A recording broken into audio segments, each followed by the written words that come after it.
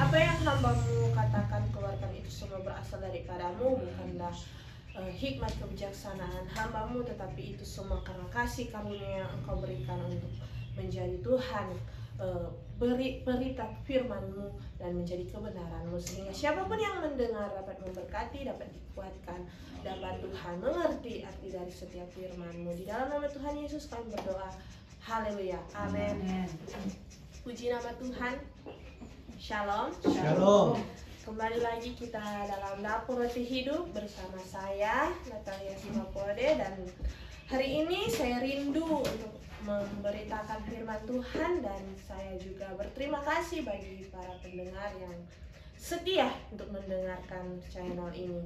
Dan kami yakin percaya ketika siapa yang mendengar firman ini berarti itu ada maksud Tuhan yang ingin Tuhan sampaikan dalam kehidupan saudara. Dan saya ingin kepada saudara-saudara sekalian untuk apapun yang terjadi dalam kehidupan kita, firman Tuhan adalah dasar dari segala sesuatu. Baiklah, mari kita buka di dalam Lukas pasalnya yang ke-13, ayatnya yang ke-22 hingga ayatnya yang ke-30. Lukas pasal 13 ayatnya yang ke-22 sampai ayatnya yang ke-30. Saya akan membaca ayatnya yang genap dan saudara sekalian akan membaca ayatnya yang ganjil. Kemudian Yesus berjalan keliling dari kota ke kota dan dari desa ke desa sambil mengajar dan meneruskan perjalanannya ke Yerusalem. Dan ada seorang yang berkata kepadanya, Tuhan, sedikitlah orang yang diselamatkan? Jawab Yesus kepada orang-orang di situ, berjuanglah untuk masuk melalui pintu yang sesak itu. Sebab aku berkata kepadamu, banyak orang akan berusaha untuk masuk, tetapi tidak akan dapat. Jika Tuhan telah bangkit dan telah menutup pintu, kamu akan berdiri di luar dan mengetuk-ngetuk pintu sambil berkata, Tuhan, bukakanlah pintu. Dan ia akan menjawab dan berkata kepadamu, aku tidak tahu dari mana kamu datang. Maka kamu akan berkata, kami telah makan dan minum di hadapanmu, dan engkau telah mengajar di jalan-jalan kota kami. Tetapi ia akan berkata kepadamu, aku tidak tahu dari mana kamu datang. Menyahlah dari hadapanku, hai kamu sekalian yang melakukan kejahatan. Di sanalah akan terdapat ratap dan kertak gigi apabila kamu akan melihat Abraham dan Ishak dan Yakub dan semua nabi di dalam kerajaan Allah, tetapi kamu sendiri dicampakkan keluar. Dan Orang akan datang dari timur dan barat dan dari utara dan selatan, dan mereka akan duduk makan di dalam kerajaan Allah. Dan sesungguhnya ada orang yang terakhir yang akan menjadi orang yang terdahulu, dan ada orang yang terdahulu yang akan menjadi orang yang terakhir. Demikian firman Tuhan. Baiklah, judul perikop dari firman Tuhan ini adalah siapa yang diselamatkan. Jadi kita tahu bersama bahwa Tuhan Yesus turun ke bumi itu untuk menyelamatkan jiwa-jiwa yang berdosa, untuk menghapuskan dosa manusia. Semua dosa manusia itu ditanggungnya di atas kayu salib, dan itu memang adalah pekerjaan kasih karunia yang Tuhan kerjakan untuk kita semua, sehingga kita beroleh keselamatan. Jadi saudara-saudara, keselamatan itu sudah ada pada diri kita masing-masing. Sudah ada pada diri kita masing-masing. Jadi sehingga kita dapat memperolehnya. Namun banyak yang saya dengar, yang banyak saya perhatikan di luar berkata, percayalah kepada Tuhan Yesus karena pasti selamat. Iya, memang betul saudara. Memang percaya pada Tuhan Yesus memang pasti selamat. Ada yang bilang kasih karunia Tuhan Yesus itu sangat besar. Jadi ketika kita hanya cukup percaya, maka akan diselamatkan. Tetapi di sini dibilang, Tuhan bilang, dan ada seorang yang berkata kepadanya, Tuhan, sedikit sajakah orang yang diselamatkan? Jawab Yesus kepada orang-orang di situ, berjuanglah untuk masuk melalui pintu yang sesak itu. Sebab aku berkata kepadamu, banyak orang akan berusaha untuk masuk, tetapi tidak akan dapat. Jadi ini adalah firman Tuhan yang keras, yang Tuhan ingin sampaikan kepada kita. Jadi apa? Percaya saja tidak cukup untuk membuat kita dapat masuk hidup bersama dengan kerajaan Allah.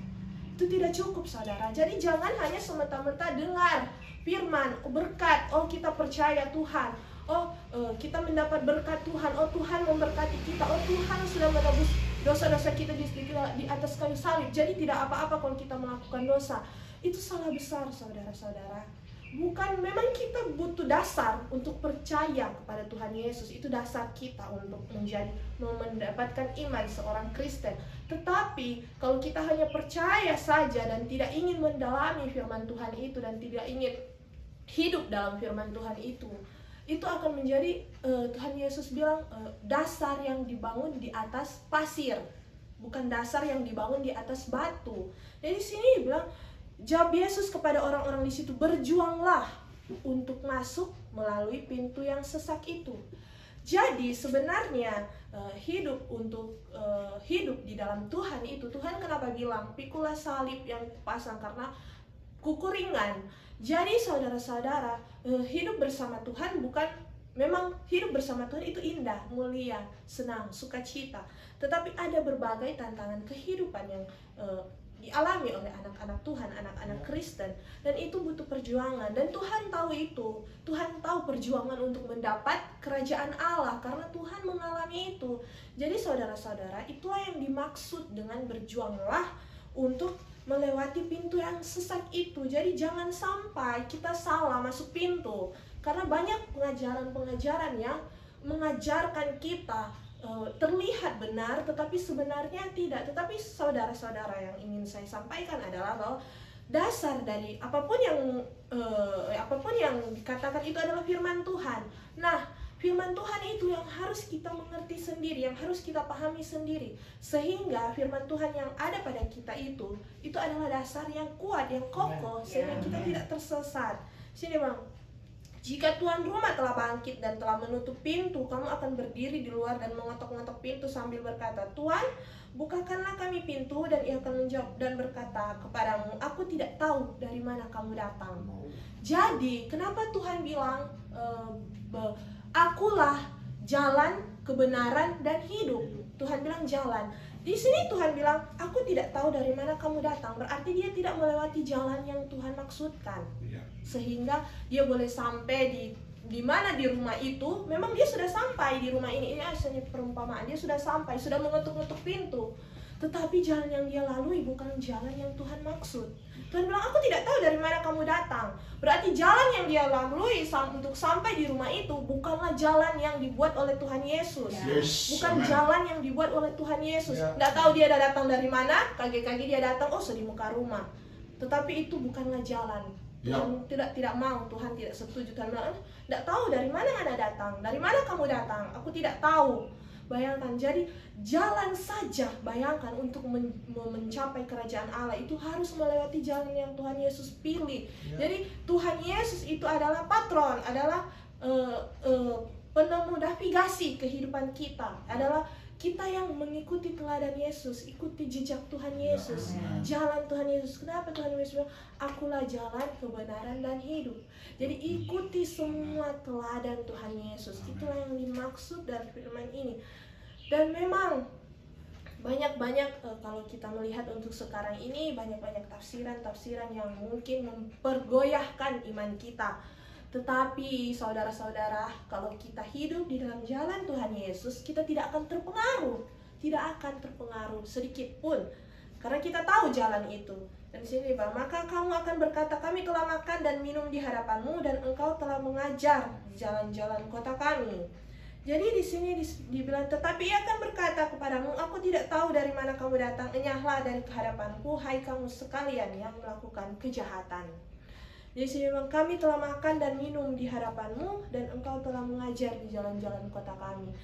Jadi saudara-saudara, ada pernah Tuhan Yesus pernah memperumpamakan bahwa ketika ada murid-murid yang bertanya, Tuhan, bagaimanakah kami tahu kalau kami melayani Engkau?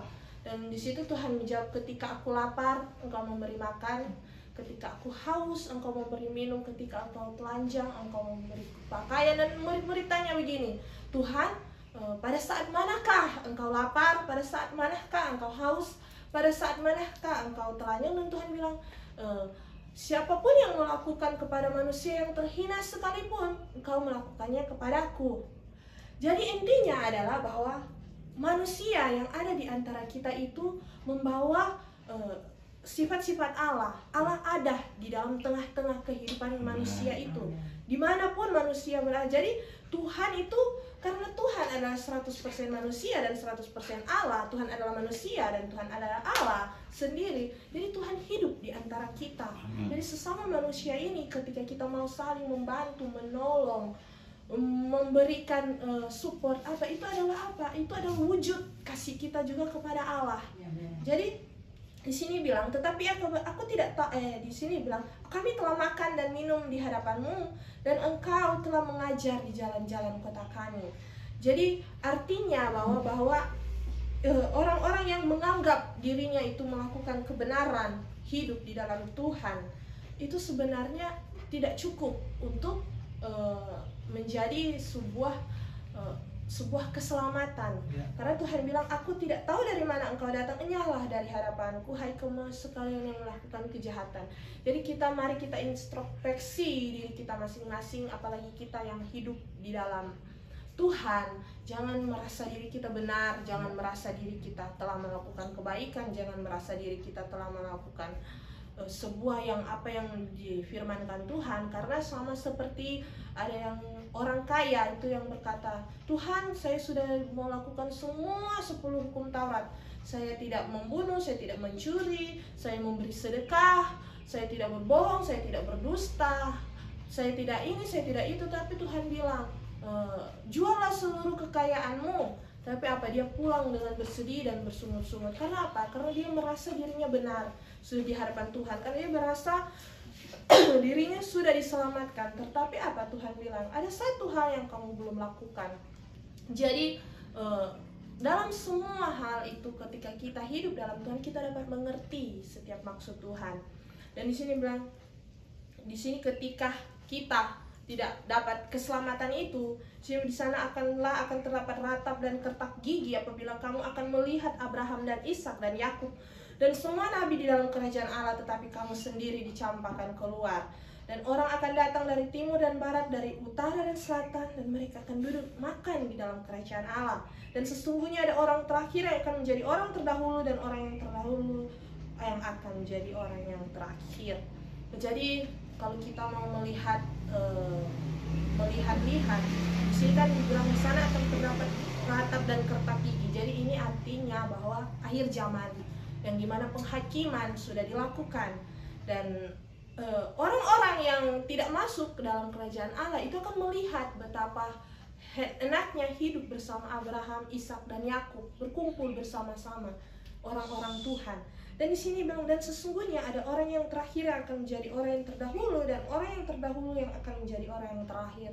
Dimana kita lihat bahwa sekarang ini negara maju yang dulu adalah membawa berita firman Tuhan, Injil, ke negara Indonesia, kalau kita tahu ya, bersama-sama negara-negara maju Eropa yang dulu sangat gencar-gencarnya dengan istilah gospel dan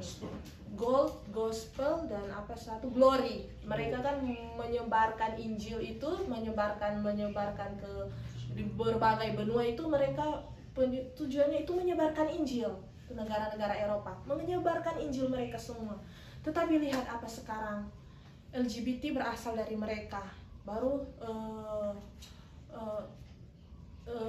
orang-orang sudah tidak mau lagi masuk gereja. Gereja di sana sudah hanya menjadi simbol bahwa itu ada gereja. Tetapi anak-anak muda sudah tidak mau masuk gereja. Padahal mereka dulu yang membawa firman Tuhan itu kepada kita yang ada di sini. Dari mereka lah. Jadi inilah yang dimaksud dari sesungguhnya ada orang yang terakhir yang akan menjadi orang yang terdahulu, dan orang yang terdahulu yang akan menjadi orang yang terakhir. Jadi semuanya kita dari beberapa negara, generasi semua akan mendapatkan bagian untuk menjadi orang yang percaya pada Tuhan Yesus. Akan mendapat bagian. Pasti semua akan mendapat bagian. Dan sekarang bagiannya negara kita, Indonesia, yang akan menjadi orang yang percaya akan Tuhan Yesus dengan kebenaran. Dan ketika kita hidup dalam zaman ini, maka pergunakan dengan baik-baik kebenaran yang sedang diberitakan itu. Yes. Karena negara yang memberitakan firman itu kepada kami yang ada di sini itu sudah mundur, sudah menjadi orang yang terdahulu, dan kitalah yang menjadi orang yang sekarang ini, dan pada masa inilah kita pergunakan dengan baik-baik. Jadi itulah kenapa firman Tuhan bilang, Akulah Alfa dan Omega, awal dan akhir. Karena firman Tuhan itu tidak pernah berubah, selalu baru, dan selalu sama, dan selalu update dan sesuai dengan kehidupan kita dari berbagai zaman. Dan mari kita buka di dalam Lukas 17 ayatnya yang ke-21.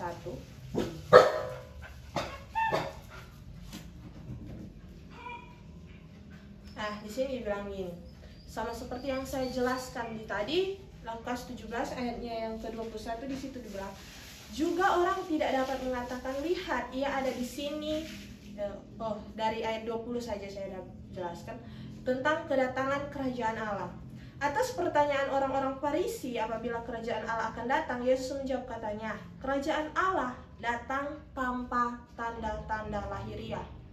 Jadi artinya tanpa tanda-tanda lahiriah artinya bahwa kita tidak bisa mempercayai segala sesuatu dengan yang kita lihat secara nyata. Amen. Karena Tuhan bilang sendiri kerajaan Allah datang tanpa tanda-tanda lahiriah. Karena Tuhan itu hidup dalam roh, roh kudus. Jadi dalam roh kita percaya Tuhan Yesus bilang, penyembahan yang benar itu, penyembahan yang berkenan kepada Tuhan itu adalah apa? Menyembah dalam roh dan kebenaran. Itulah penyembah benar. Nah, di sini bilang kerajaan Allah datang tanpa tanda-tanda lahiriah. Jadi kita bisa mengerti ya bahwa di zaman sekarang ini ketika kita mau melihat mujizat, kita langsung percaya, oh itu adalah mujizat dari Tuhan. Tidak, saudara-saudara, memang Tuhan datang memberikan mujizat, kuasa. Tetapi ada hal yang memang betul-betul kita bisa membedakan roh. Dan itu yang ingin Tuhan mau dalam kehidupan kita. Jika orang tidak dapat mengatakan, lihat ia ada di sini atau ia ada di sana, sebab sesungguhnya kerajaan Allah ada di antara kamu. Amen. Kita hidup dalam kerajaan Allah itu karena Tuhan bilang apa? Tubuhmu adalah bait Allah. Jadi itulah kenapa Tuhan bilang tadi di dalam Lukas 13 ayatnya yang ke Lukas 13 ayatnya yang ke di ayatnya yang ke-26 di situ bilang, maka kamu akan berkata, kami telah makan dan minum di hadapanmu, dan engkau telah mengajar di jalan-jalan kota kami. Di dalam Lukas 17 ayatnya yang ke-20, yang ayatnya yang ke-22, ayatnya yang ke-21, juga orang tidak dapat mengatakan, lihat ia ada di sini atau ia ada di sana, sebab sesungguhnya kerajaan Allah ada di antara kamu. Jadi kita memiliki kepekaan terhadap Tuhan. Dan ia berkata kepada murid-muridnya, akan datang waktunya kamu ingin melihat satu daripada hari-hari anak manusia itu, dan kamu tidak akan melihatnya. Dan orang akan berkata kepadamu, lihat ia ada di sana, lihat ia ada di sini. Jangan kamu pergi ke situ, jangan kamu ikut. Sebab sama seperti kilat memancar dari ujung langit yang satu ke ujung langit yang lain, demikianlah pula kelak halnya anak manusia pada hari kedatangannya. Tetapi ia harus menanggung banyak penderitaan dahulu dan ditolak oleh angkatan ini. Jadi banyak hal-hal yang sama, istilahnya kedatangan nabi-nabi palsu. Jadi terlihat benar, terlihat menyelamatkan, tetapi Tuhan bilang bukan. Lihat ke sana, orang bilang panggil, oh lihat ke ini, lihat ke itu, lihat ke ini. Tuhan bilang bukan, Tuhan bilang jangan pergi di situ. Jadi betapa pentingnya kita memiliki dasar kepada Tuhan. Di situ dia bilang, dan sama seperti terjadi pada zaman Nuh, demikian pula halnya kelak pada hari anak-anak manusia. Mereka makan dan minum, mereka kawin dan dikawinkan sampai kepada hari Nuh masuk ke dalam bahtera, lalu datanglah air bah dan membinasakan mereka semua. Jadi memang kita belum ada pada zaman itu, tetapi Tuhan sudah memfirmankan dari zaman Tuhan Yesus datang di dalam Yerusalem. Tuhan sudah memberitakan firman ini menjadi pengingat, jadi warning bagi kita semua untuk tetap berjaga-jaga. Jadi jangan pikir bahwa belum zamannya kita, akhir zaman. Belum. Jangan berpikir begitu, saudara.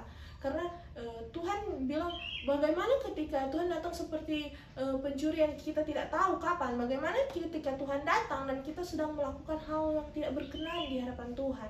Jadi itulah kenapa Tuhan bilang berjaga-jagalah. Dan di sini dibilang,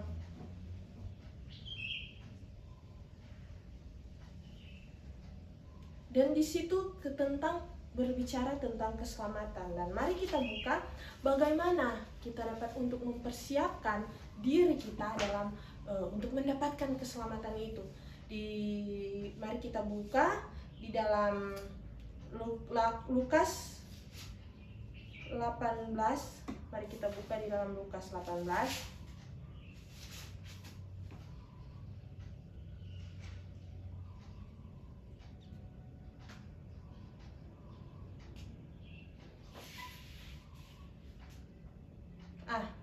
Lukas 18 ayat 8, awal dasar dari apa yang harus kita lakukan ketika kita ingin diselamatkan adalah, Aku berkata kepadamu, ia akan segera membenarkan mereka. Akan tetapi jika Anak Manusia itu datang, adakah ia mendapati iman di bumi? Jadi artinya ketika kita masih memiliki iman yang kokoh di hadapan Tuhan, itu menjadi berarti itulah yang harus kita kerjakan untuk agar supaya orang-orang bisa percaya kepada Tuhan Yesus. Karena di waktu Tuhan akan datang kedua kali, Tuhan tidak akan dapat menemukan iman di bumi. Bahkan Tuhan mempertanyakan, ketika Anak Manusia datang itu, adakah iman di bumi? Bayangkan seberapa kejinya pada zaman itu ketika iman dipertanyakan, saking sukarnya firman Tuhan, saking sukarnya kebenaran di zaman itu. Dan jangan sampai kita belum hidup di zaman itu, tetapi iman kita sudah hidup di zaman itu. Artinya bahwa kita masih hidup di dalam mendengar firman Tuhan, kita masih hidup dalam kasih karunia, kita masih hidup dalam mendengarkan, sangat mudah untuk mendapatkan firman Tuhan, tetapi kita tidak memiliki iman. Betapa sukarnya kalau misalnya iman itu firman Tuhan sudah tidak dikumenangkan lagi di zaman itu, dan kita sudah hidup di zaman seperti itu, kita sudah tidak percaya Tuhan, kita sudah beriman. Tuhan bayangkan betapa sukarnya hidup seperti itu. Dan mari kita buka di dalam Kisah Rasul ayat 15 sampai dengan ayatnya Kisah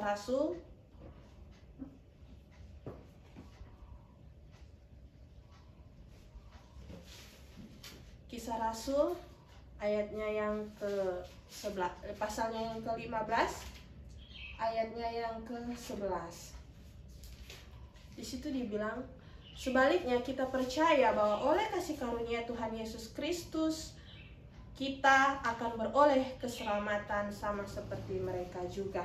Jadi keselamatan itu sudah diperoleh oleh kita, dan Tuhan sudah memberikan keselamatan masing-masing kepada kita. Tetapi di dalam Filipi 2, mari kita buka di dalam Filipi 2, ini akan menjadi ayat penutup pada kita pada siang hari ini.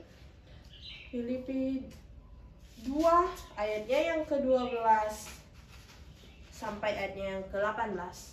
Tetaplah kerjakan keselamatan itu. Jadi keselamatan yang sudah diberikan kepada kita itu harus kita kerjakan, sama seperti tadi yang saya katakan sebelumnya, supaya kita tidak hidup dalam orang-orang akhir zaman yang tidak mengenal Tuhan, kepada orang-orang akhir zaman yang tidak beriman kepada Tuhan, yang lihat, yang percaya tidak bisa mengikuti, maksudnya tidak tetap di dalam jalannya Tuhan, jalan yang sudah Tuhan buat. Sangat mudah tergoda dengan nabi-nabi sini dan nabi situ, oh di sini benar, oh di sana benar, di situ pengajaran benar. Itulah karena apa? Tidak mengerjakan keselamatan itu. Situ dia bilang, hai saudara-saudara yang kasih, kamu senantiasa taat, karena itu tetaplah kerjakan keselamatanmu dengan takut dan gentar, bukan saja seperti waktu aku masih hadir, tetapi terlebih pula sekarang waktu aku tidak hadir, karena Allah lah yang mengerjakan di dalam kamu, baik kamu kemauan maupun pekerjaan menurut kerelaannya. Jadi tetap kita kerjakan dengan takut dan gentar. Jadi istilahnya keselamatan itu adalah keselamatan yang harus kita hargai, Ya. yang harus kita jaga betul-betul. Jangan pikir oh karena kita dapat keselamatan kita senang-senang saja. Tidak, ini dibilang takut dan gentar betapa berharganya keselamatan yang Tuhan berikan.